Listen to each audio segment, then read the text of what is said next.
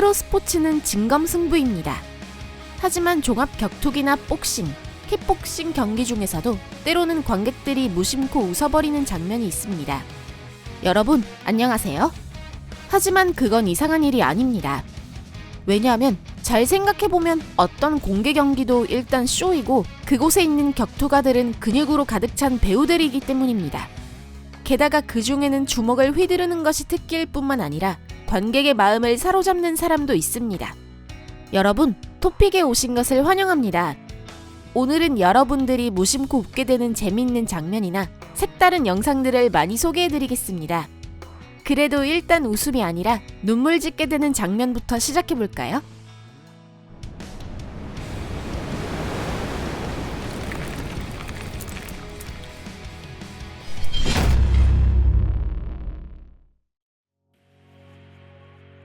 울지마, 베이비. 눈물은 슬픔이나 기쁨에 대한 인간의 정상적인 반응입니다. 하지만 기운과 투지로 넘치는 종합 격투기 선수가 눈물을 흘리며 우는 것은 예상치 못한 일이 아닐까요? 굳건한 남자가 갑자기 어린아이처럼 울다니. 하지만 때로는 그런 상황이 큰 웃음을 자아낼 때가 있습니다. 예를 들면 다니엘 코미에 같은 경우가 그랬습니다. 물론 챔피언 벨트를 잃으며 다니엘은 말 그대로 흠씬 맞았지만 덩치가 큰 격투가가 어린아이 같은 감정을 드러내는 것은 우스꽝스러우면서도 어딘가 감동을 불러일으키지 않나요? 일반적으로 체중이 증가하면 우울해지는 것은 여자 쪽인 경우가 많은데 늘씬하고 단련된 종합 격투기 선수가 그와 똑같이 우울해하는 경우를 보신 적이 있으신가요? 라파엘 알바레스는 체중이 규정 내에 들어가지 못한 탓에 개량 중에 갑자기 울음을 터뜨렸습니다. 겨우 몇 그램 때문에 이렇게나. 유명한 레녹스 루이스와 올리버 맥콜의 WBC 헤비급 타이틀 매치 2차전은 매우 기묘한 전개가 되었습니다. 이변은 3라운드 후에 일어나기 시작했어요. 맥콜이 코너로 돌아가는 것을 거부하고 기묘한 행동을 보인 것입니다. 4라운드에서는 링을 돌아다니게 되었고 수비도 하지 않게 되었고 그 후 울음을 터뜨렸습니다. 분명히 맥콜은 싸울 수 있는 상태가 아니었거나 싸우려는 생각이 없었거나 둘 중 하나였을 것입니다. 제5라운드에서는 테크니컬 노가웃으로 경기가 종료되었습니다. 이 기묘한 경기 후에 맥콜은 출장 정지가 되어 치료를 위해 병원으로 보내졌지만 몇 달 후 링에 복귀하는 것이 허용되었습니다. 첫 판에서 막 이긴 지미리의 모습도 웃깁니다. X 댓글을 보면 이 감정적인 인터뷰는 시청자들에게는 호평이었던 것 같습니다. 지미 본인은 자신의 언행을 조롱하며 이 인터뷰를 인스타그램에까지 올렸습니다. 지미 제법인데요? 한편 김재원은 항상 우는 것으로 유명합니다. 방금 그는 평소처럼 상대를 쓰러뜨렸고 바로 지금이 우는 타이밍입니다. 당연히 기자들은 그에게 왜 우는지 물었습니다. 사실 그는 그때 아버지를 생각하며 눈물을 흘렸다고 했습니다. 그의 아버지는 그가 종합 격투기를 하는 것을 인정하지 않았지만 항상 그를 응원했다고 합니다. 이것 또한 감동적인 이야기네요. 눈물은 여기서 작별하고 앞으로는 계속 웃을 수 있는 이야기가 이어집니다. 뜨거운 키스. 종합 격투기나 복싱에서의 키스는 쇼의 일부이며 상대를 화나게 하고 전의를 상실시키는 데에도 좋은 방법입니다. 또한 관객을 즐겁게 하는 최고의 수단이기도 합니다.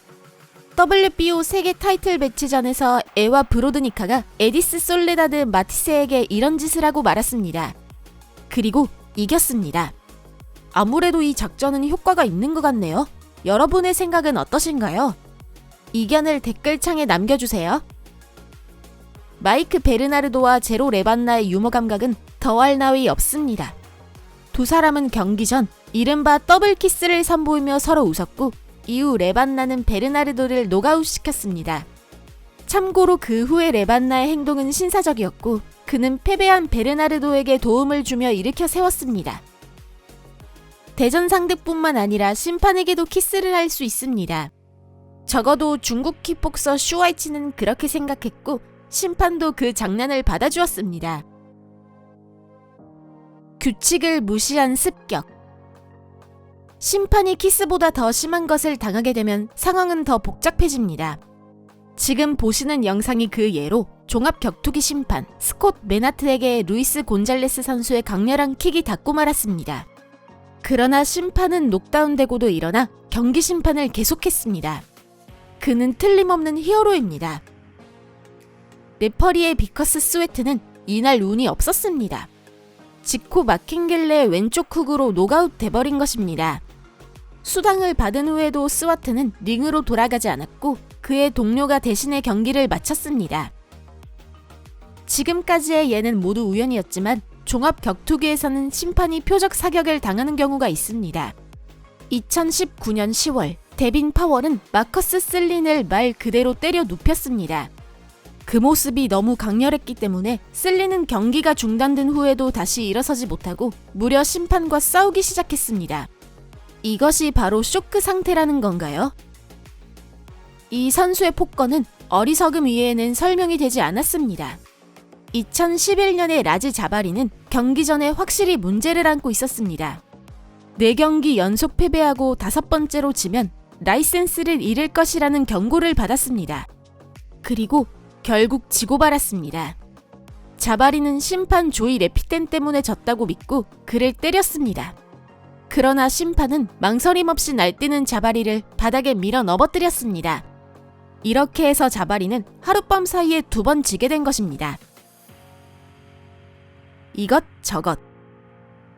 더블 노가웃은 항상 볼만하지만 2008년에 타일러 브라이언과 숀 파커는 믿을 수 없을 정도로 성대한 더블 KO를 보여주었습니다. 이 모습을 보면 웃지 않을 수 없습니다. 철푸덕. 마크 콜먼은 2000년 프라이드 그랑프리에서 우승한 것이 너무 기뻐 성대한 퍼포먼스를 선보였습니다. 그는 계속 갖고 싶었던 장난감을 받은 아이처럼 링을 뛰어다녔습니다. 하지만 너무 기쁜 나머지 점프를 하다가 로프에 부딪혀 낙하했고 그 모습이 정말 우스꽝스러웠습니다.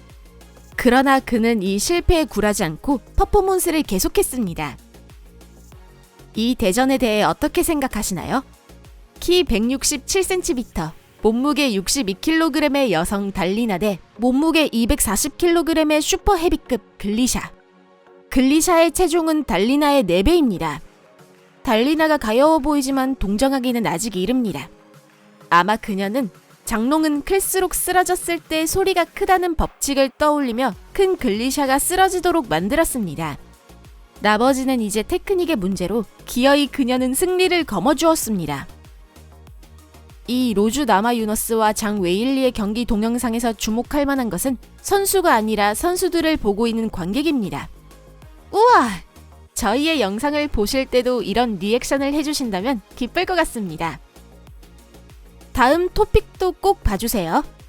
이 주짓수 시합은 별로 역동적이지 않아 보이지만 이 격투기의 진정한 아름다움이 드러나고 있습니다.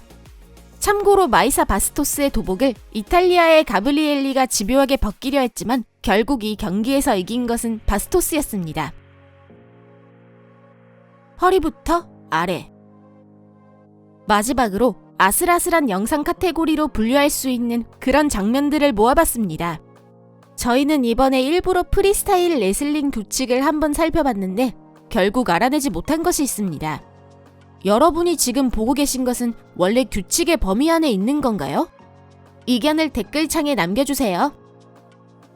뜨거운 주제이니 좀 쿨다운하는 것이 좋겠습니다. 이 트레이너도 그렇게 생각하고 선수의 반바지 속에 물을 부었습니다. 아무래도 종합 격투가 클라우디아 가델랴가 맹렬한 더위를 호소한 것 같습니다. 그게 사실이라면 트레이너의 배려는 감탄스러울 정도입니다. 다음은 불쾌한 일입니다. 이 흥 많은 젊은이를 봐주세요. 그는 더 리얼 딜입니다. 그는 그 주먹보다 더 강한 힘을 가지고 있으니 조심하세요. 최악의 경우 그 힘은 눈에 보이지 않지만 느끼는 것은 간단합니다. 저 여자애들을 보세요. 리얼딜이 경기 후 방귀를 낀 것은 그녀들은 분명히 알아차렸습니다. 행사장을 환기해야겠네요. 격투기에는 규칙이나 도덕이 있는 것이 보통이지만 프로 레슬링에서는 거의 모든 것이 가능합니다. 리타가 상대방의 옷을 말 그대로 벗겨내는 모습을 봐주세요. 둘 다 이 상황을 전혀 부끄러워하지 않는 것처럼 보입니다. 한편 관객들은 이런 화려한 경기를 볼 수 있는 것에 무척 기뻐하는 모습입니다. 만약 여러분도 오늘의 동영상을 보고 기뻐하셨다면 좋아요를 누르고 이 동영상에 댓글을 달아주시고 SNS로 공유해주세요. 그렇게 해주시면 이 주제를 다시 보고 싶다는 명확한 사인이 됩니다. 저희는 기쁘게 여러분의 기대에 부응할 테니 기대해주세요. 그러면 여러분과 잠시 작별입니다. 곧 뵙겠습니다. 안녕히 계세요.